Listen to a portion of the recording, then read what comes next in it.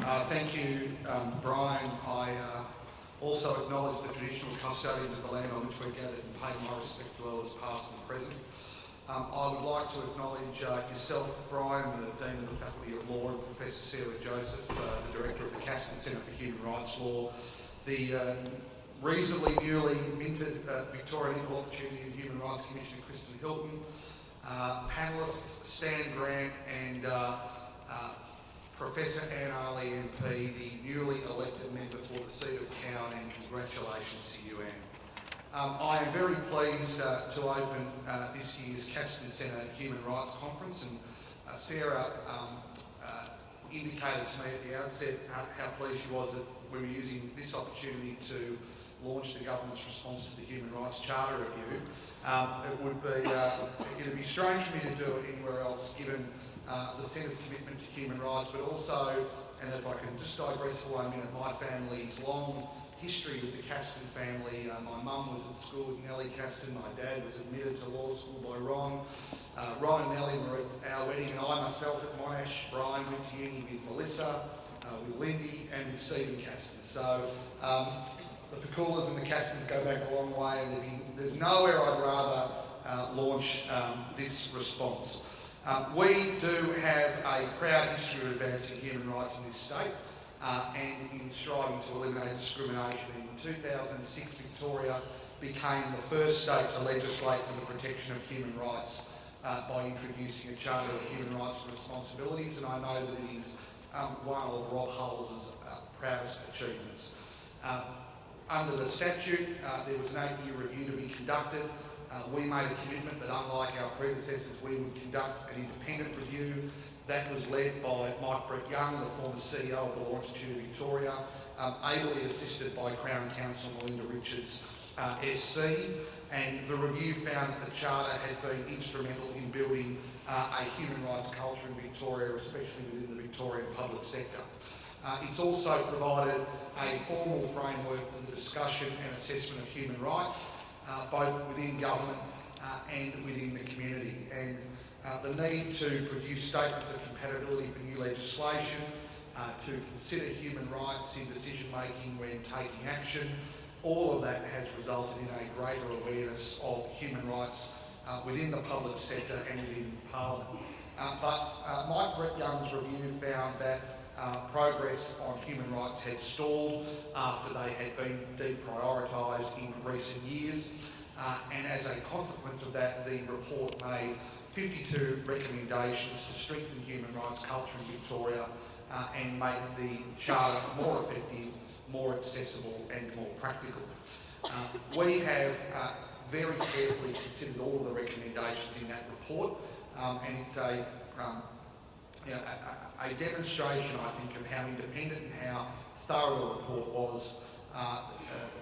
The government really has taken a long while to properly consider all of those recommendations. This was not some tick and flick job. And I'm pleased to announce that after that consideration, that 45 of the 52 recommendations will be supported in principle or supported in part. And so today I'm formally releasing the government's response to each of the recommendations, and I'll take some time to step through our key priorities. We are planning a staged implementation of the supported recommendations. We'll be introducing a suite of legislative amendments to the Charter to strengthen its operation by clarifying how it operates, by improving the mechanism for human rights scrutiny of laws, and by helping to rebuild a human rights culture in Victoria. And we will be most certainly consulting with the human rights sector as we develop that legislation. One of the key amendments that's been recommended is to Section 32 of the Charter, which currently requires laws to be interpreted so that they are compatible with human rights so far as it is possible to do so consistently with the law's purpose. The review identified that where multiple meanings of a statutory provision are available, the Charter gives no guidance about which interpretation the court should choose. So the review recommended that the meaning that is most compatible with human rights should be chosen, or if no compatible meaning is available, the meaning which is least incompatible with human rights should be chosen. And we have demonstrated and responded with in-principle support for that recommendation, and we will now work on all that is required to be done to implement that recommendation, but we are providing in-principle support for that recommendation. We fully support the recommendation 29, which recommends that consistently with defining the concepts of compatibility and incompatibility with human rights, that be completely clarified, and that we clarify the definition of discrimination. And as I say, we fully support that recommendation. There are various recommendations regarding training and education, and we know, and those of you who engage with government know, that human rights training and education in the public sector is fundamental to continuing to build a human rights culture in this state. It's public sector employees, by and large, who are responsible for acting compatibly with human rights in the Charter, and as decision makers, ensuring they give proper consideration to human rights in everything they do. But in order to understand their obligations, they need to be properly trained in human rights compatibility. So I'm very pleased to announce today that the Department of Justice and Regulation will provide an additional $1.25 million this financial year to deliver human rights education and training consistent with that recommendation. Some of that funding will go to the Department's Human Rights Unit, which is the central point of information and guidance on the Charter within government. But over $630,000 of that money will go to the Victorian Equal Opportunity and Human Rights Commission. And I met with the Commissioner this week, and I know from that discussion just how vital and how welcome that additional funding to the Equal Opportunity and Human Rights Commission will be, to give them the opportunity and the ability to provide further training on human rights. That additional funding will facilitate the development of human rights resources, the delivery of training across the public sector, and the staged implementation of a number of the Charter Review's recommendations. It's also critical that human rights training and education be provided to the courts and to VCAT. And I'm pleased that the Judicial College of Victoria has taken the initiative to develop a Charter of Human Rights bench book. I pay particular tribute to the Chief Justice, the Honourable Marilyn Warren, for whom I know this has been a priority project, and that valuable resource will give helpful guidance to the public, to legal practitioners, to courts and VCAT about how to interpret the Charter, and I think that will lead to greater and more efficient use of the Charter.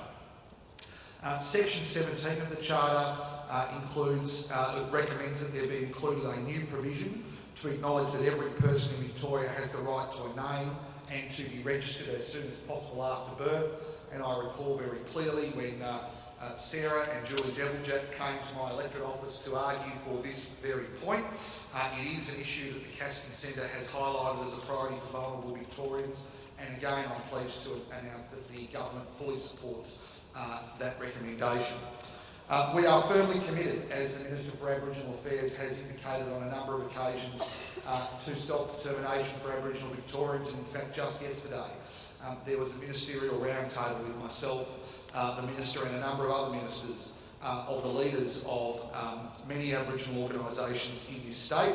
And again, we support the recommendation for the Charter to recognise the special importance that self-determination has for Aboriginal people of Victoria as descendants of our nation's first people.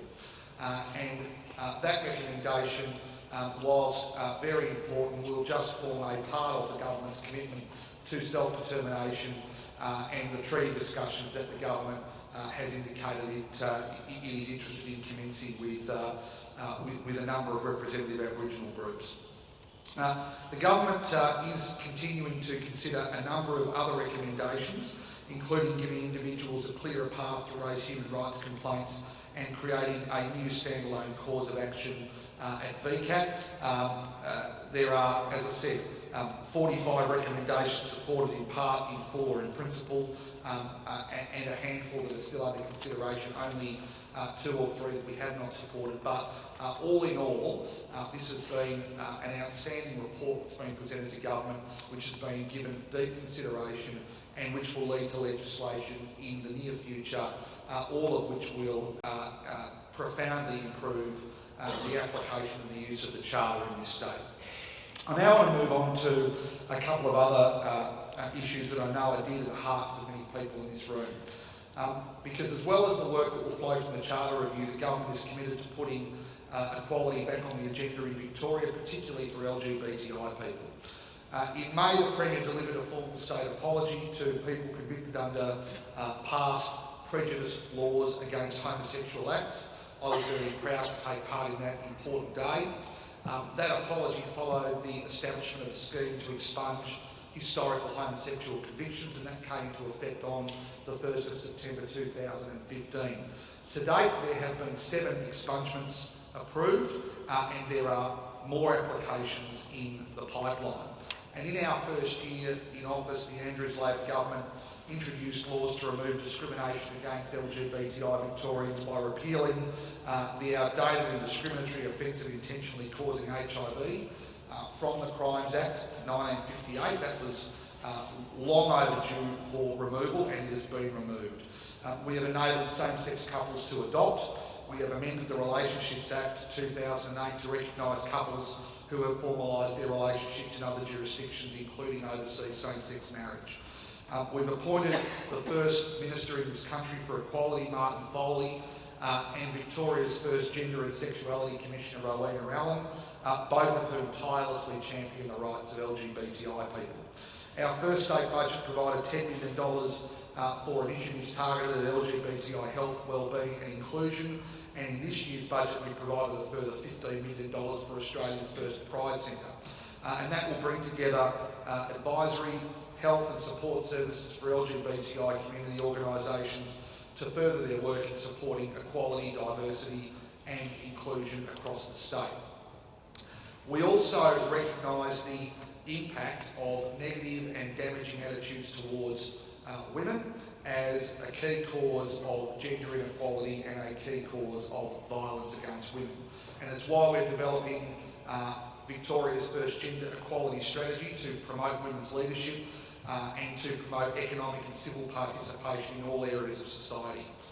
We've committed to implementing all 227 recommendations of the Family Violence Royal Commission, and in this year's budget we provided $572 million to begin implementing 65 of the most urgent recommendations. And as part of that $572 million, there was $23.9 million for the response of the justice system.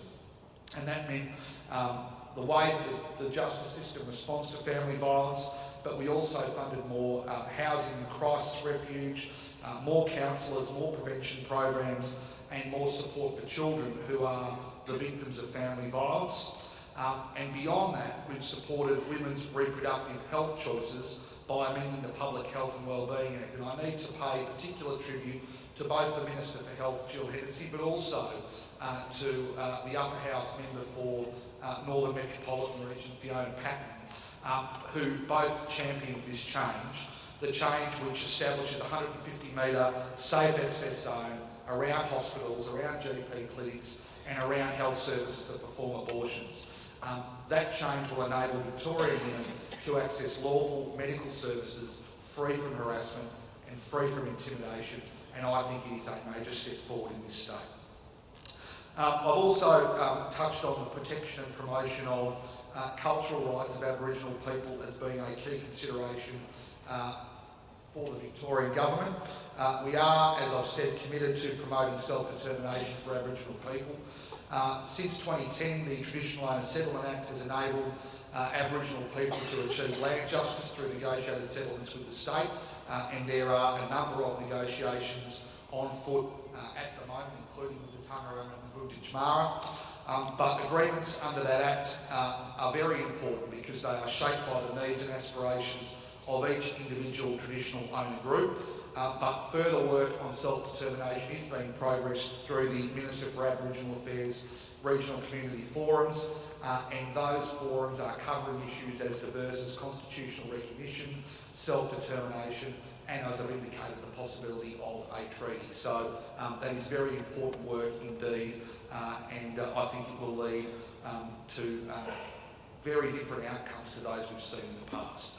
I just want to finish by talking about the Access to Justice Review. Last year I released the terms of reference for that review, and it's currently being undertaken by my department in consultation with Melinda Richards, SC Crown Counsel, and Rachel Hunter, the former Chair of Legal Aid Queensland.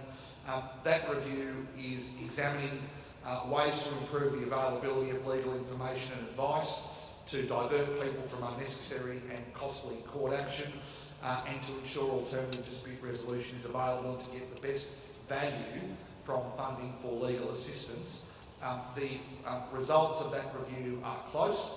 They will be released quite shortly, and I look forward to the release of that and improving access to justice for all Victorians as a consequence of the implementation of the recommendations that will come from that review.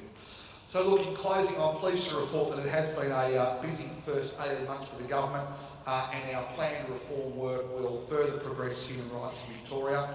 We all know that building cultural and attitudinal change takes time, and equally we know that it can be easily reversed if the commitment to it is at any point disturbed. We have a role to play as government in leading that conversation, but we are just one part of the conversation. And so the action that we are taking to improve the human rights culture and practice in Victoria is an important building block, but the work that all of you do in your various capacities is equally important, and in many cases more important. So I look forward, Sarah, to continuing to work with the Castan Centre in the months and years to come in improving human rights and improving access to justice for all Victorians. Thank you.